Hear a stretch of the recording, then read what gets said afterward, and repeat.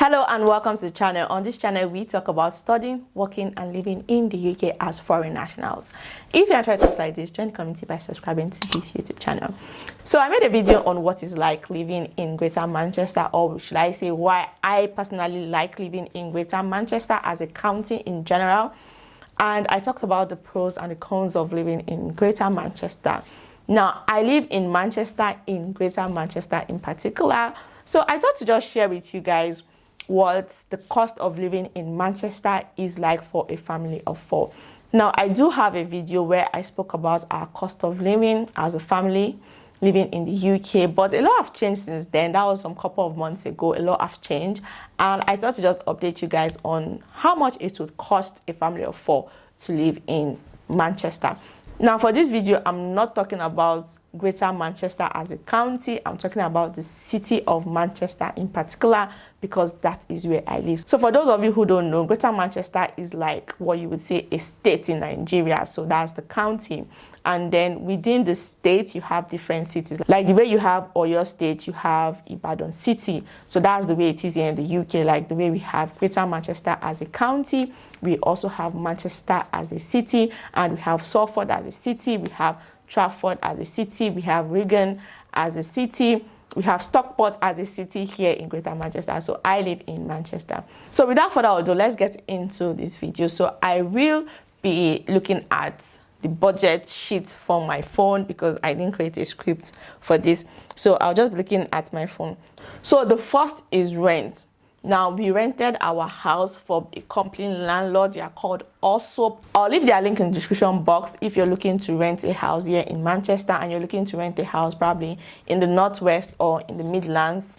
They do have houses for rent, and their houses are quite good and I would say affordable. So our house is like a 2-bed house. So this is a house, not an apartment. So it's a 2-bed house. The bills are not included and it was unfurnished. So for those of you who don't know, in the UK, you pay your rent monthly. So we pay a total of £875 monthly for our rent. So that's what we pay in rent. So after rent, we pay for council tax.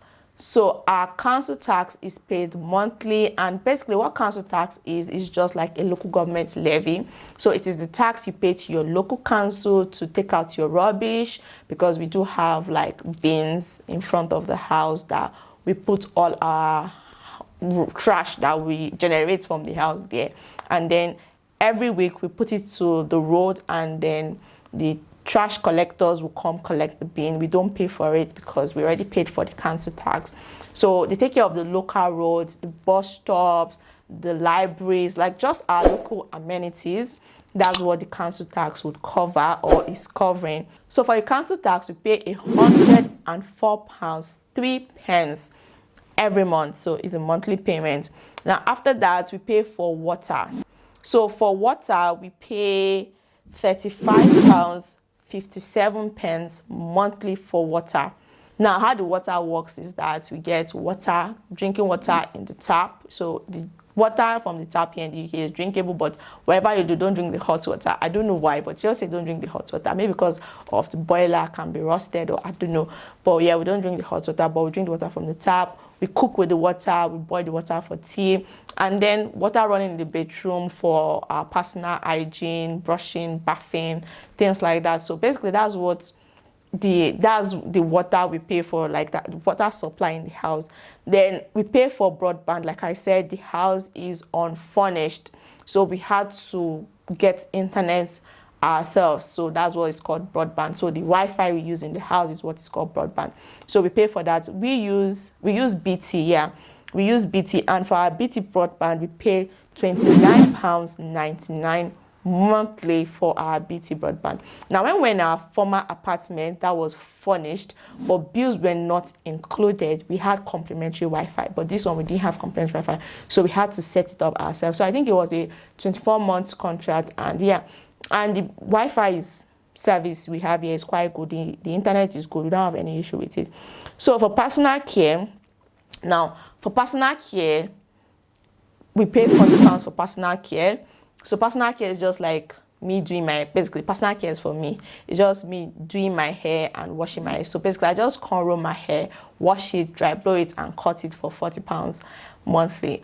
But now, as I not to be washing my hair at the salon, I got a Dyson blow dryer and hair kits. I will not brush my hair in the salon again, just to save my £20. But basically I bought that for my wigs, not for my hair. But since I have a very good hair dryer, and that's the reason why I wash my hair in the salon anyway, I can just as well be washing it in my house and just only cornrow my hair for like £20. So I think from this year, £20 would go off our monthly budget. But yeah, so my husband will barb his hair himself. He barbs my brother's hair, and he barbs our son's hair because he can barb hair. So they don't pay to barb hair. The next thing we'll pay for on my list is electricity and gas. So the electricity and gas money comes together. We use Octopus. Our service provider is Octopus. Yeah. So we use Octopus. And yeah, I don't know what we use gas for, but basically for the electricity, our cooker is electric. So we use that to cook. I mean, we on the heater for lights and for boiling water, microwave. So yeah, whatever you use electricity for, that's what we use electricity for. But I don't know what we're using the gas for. I don't know what the gas is for. But anyway, for electricity and gas, we pay £80 per month. Now, this monthly budget is for last year. So last year, I think July. Yeah, last year, July to December, when we moved to this house, this is what we paid monthly. So this is not for the new year. So this is not for 2023. This was what we paid last year. This is just to give you an idea of what your cost of living will be. And that thing we'll pay for is phone bills. So I have a phone contract and my husband has his phone contract. So for our phone contract, we pay £20. So I pay £10, he pays £10. So what we get is unlimited calls, unlimited text messages, and then we get 10 gig of data monthly. So we have this contract for a year, and basically it works for us. Now, when we're in the house, we don't use our mobile data to search the internet. We use the Wi-Fi. The Wi-Fi is unlimited. So we only use the data when we go out, just for navigation and one or two things when we go out, basically. And yeah, unlimited calls and unlimited text message to just communicate, talk to friends, families, GP, just communicate within the UK. So unlimited text messages and calls. Funny enough, I don't actually call my friends within the UK with it. I call them on WhatsApp, and I don't know why. That's true. That's true. I just thought about it now that I hardly don't call my... Anyway, we do video calls, so maybe that's why. And I just text them on WhatsApp. So I don't think it's a waste, because the only thing I do is official communication. Yeah, that's all. Maybe, yeah, just official communications. Maybe book for GP, work. That's all I use it for. So the next thing we pay for on my list is transportation. So for transportation, we pay £100 monthly for transportation. Now, we do not own a car, so this is just for Uber and the public bus services. So we just take Uber. Basically, we don't go anywhere in this house, do we? On weekends, we go out once in a while. We go to church. Yeah, we go to church, that one. On Sundays, we go to church and we take Uber. And again, like I said, I don't like... If you've been watching me for a while on this channel, you will know that I don't like living far away from places. I don't just like living far away from places. So our Uber money is not always expensive. Maybe £10. At max, £12. If you're going to Stratford, because Stratford is far, maybe £20 if you're taking Uber, or £23. But any other place, maybe we're going to the African store, we're going to church, we're going to Piccadilly, it's usually £8, £10, £7. At times when it's not peak hours, we pay like £6 or so.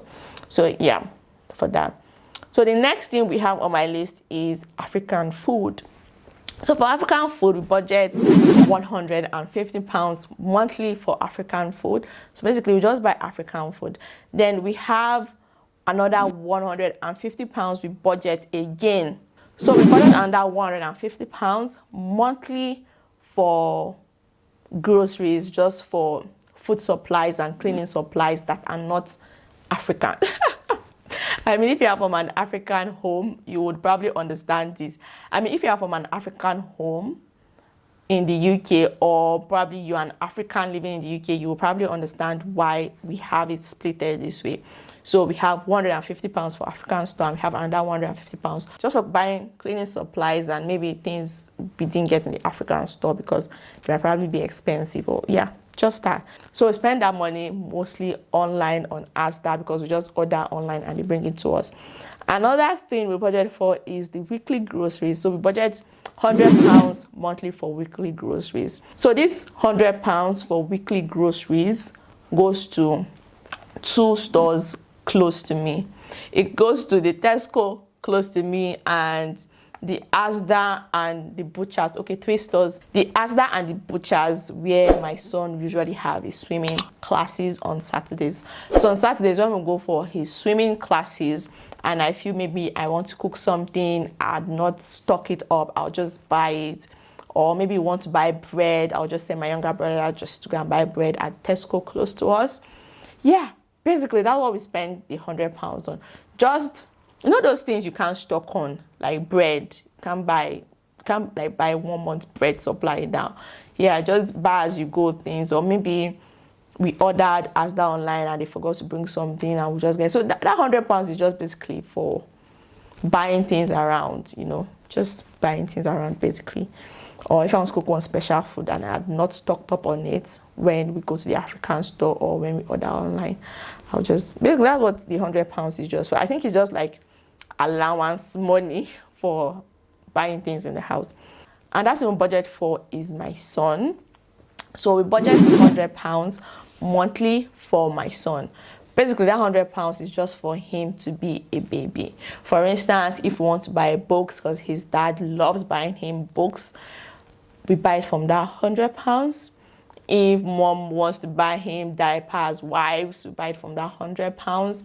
If we need to stock up on baby food, we buy it from that £100.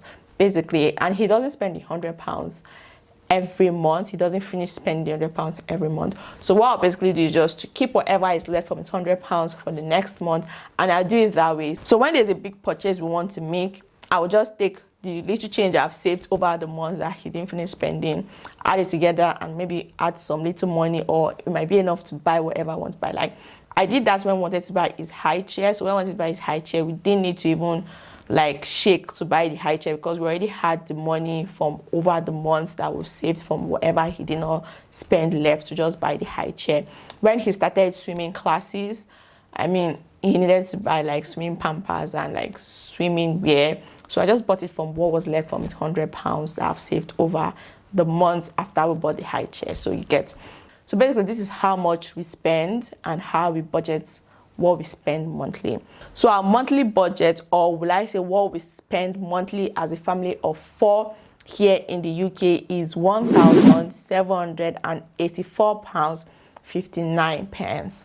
So that's how much we spend monthly, or that's our monthly budget. We need to have that money in our bank account to spend in a month. If not, we would be owing a lot of people. So basically, that's how much we spend as a family of 4 living in the city of Manchester. So the aim of creating this video is just to give someone out there who is looking to move to Manchester with their family and is trying to have an idea of what the cost of living is like in Manchester. And if you're a single person, I don't think you can get what your cost of living would be, because I mean, you can't divide this by 4 because some things will just be fixed, like the rent will just be fixed. Although the amount you pay for water would be reduced, electricity will probably be fixed. Anyway, depending on how big the house is and how you cook and heat. But anyway, if you're a single person, I don't think it will be accurate because some things will just be like fixed price. But if you're a family of 4 like us, this is probably what you'll be spending. Like I said, my family consists of myself, my husband, my younger brother who is a university student, and my son who is just a year old and few months. So yeah, so basically I hope this gives someone out there an idea what the cost of living in Manchester looks like, because I've done a video on the disadvantages and advantages of living in Greater Manchester. So I just thought to create this video just to add, you know, the cost of living. Like I said, our cost of living changed because we moved houses. So basically we reduced our cost of living by almost £400 when we move houses. If you want to see our former cost of living, you can go watch it. I think I'll link it to this video for you to watch. Anyway, enough of me rambling. With this, we have come to the end of today's video. Do not forget to share the video with someone who will find it helpful. Bye for now, and thanks for watching.